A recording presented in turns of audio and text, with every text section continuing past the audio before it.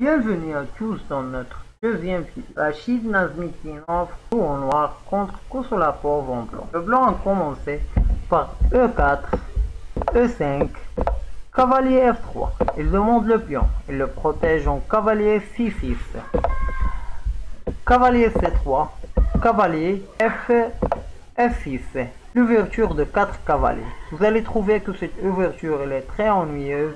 Il va se terminer avec une égalité, mais Nazmitinov a notre avis.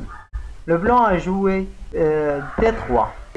Ce coup-là, il est un peu passif parce qu'il a fermé le diagonal pour le fou. Si tu es un joueur offensif, tu dois jouer le fou en C4 ou bien au B5. Après, tu pourras fermer le diagonal. Le noir a joué D5. Pion prend pion, cavalier prend pion. Le blanc a joué E2. Fou E2, il se prépare pour roquer. Et le noir a joué le fou en B4 pour qu'il accélère le développement de ses pièces et il retarde son adversaire de roquer. Parce que le blanc, s'il roque, il va perdre un pion. Il va prendre cavalier avec cavalier, pion prend cavalier, il va prendre avec le fou. C'est pour cela qu'il a protégé son cavalier avec fou en D2. Petit roc pour le noir. Et le blanc a joué le cavalier en E4 pour qu'il casse des pièces parce qu'il sait qu'il joue contre un joueur offensif. S'il casse plus de pièces, il y aura moindre d'attaque sur lui. Le noir a joué le fou en O7 et ce fou là il est bien placé parce qu'il protège ses deux carrés. Petit roc pour le blanc et le noir a joué pion F5 pour chasser ce cavalier. Le cavalier retourne en G3. Le noir a commencé l'attaque sur le roi des blancs en jouant pion en G5. Le blanc a joué le cavalier en E1. L'idée qu'il laisse ce carré de H5 pour ce cavalier s'il pousse le pion en F4. Il joue le cavalier en H5. Et s'il pousse le pion de G4, il va jouer son pion en F4. Si tu prends le pion, il va prendre avec le fou. Et si tu prends avec le cavalier, il va prendre avec la tour. Ou l'attaque des noirs avec les pions sera arrêtée. C'est pour cela qu'il a joué son cavalier en E1. Je voyais ces pions là, ils sont très bien placés, ils tiennent beaucoup de carrés, ils protègent beaucoup de carrés. Pour cela qu'il a joué le noir, le cavalier en F5. Pion F3 pour qu'il arrête le noir de pousser ni ce pion là, ni ce pion là. Et le noir a joué fou échec, roi en H1, tour en F6.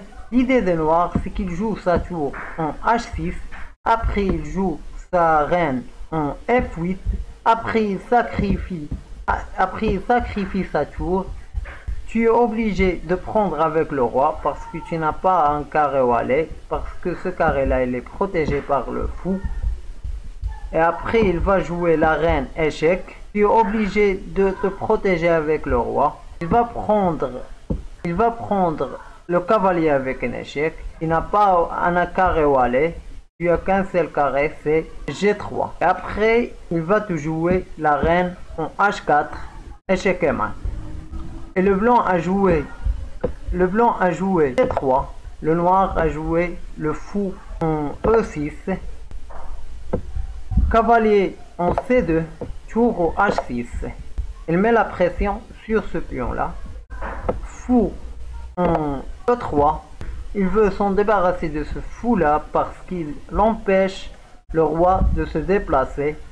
Il veut casser plus de pièces. Et le blanc a laissé le fou sans protection. Il a sacrifié son fou et il a joué le pion à G4. Le blanc a pris fou par fou et le noir a joué la reine en H4. Il demande un échec à mat. La seule solution pour ce problème là, c'est qu'il joue en fou en G1 pour protéger son échec à mat. Le noir a récupéré sa pièce qu'il a sacrifié. Il demande un échec et mat avec la reine. Pour protéger l'échec et mat, il a joué le cavalier au 1 pour protéger l'échec et mat. Ou en D5, si le blanc prend le pion, s'il prend le pion, il y aura un échec et mat avec le fou et la reine et le cheval. Le blanc a joué le pion à B4 et le noir a joué le cavalier en H5. Il a laissé la reine, il a laissé le blanc prendre la reine, mais le blanc n'a pas pris la reine parce que s'il prend la reine, il y aura un double échec et mat. Si tu te protèges avec le fou, il y aura aussi un échec et mat avec le roi, avec le cavalier. Retournons. C'est pour cela que le blanc a joué le fou au F2 pour chasser la reine. Et le noir a joué la reine en F4 pour qu'il laisse la pression sur le pion. Et le blanc a pris le pion de G4. Arrête la vidéo. Dis-moi si tu étais le noir, qu'est-ce que tu vas jouer? Le noir a sacrifié sa reine en H. Tu es obligé de prendre avec le roi. Le noir a joué le cavalier en G3. Échec. Il n'a pas un endroit où aller. Tu es obligé. Si tu retournes en G1, il y aura un échec et mat. Et si tu prends le cavalier, il y aura un échec et mat avec le pion. Si ma vidéo vous plaira, n'oubliez pas de vous abonner à notre chaîne parce que il va nous aider énormément.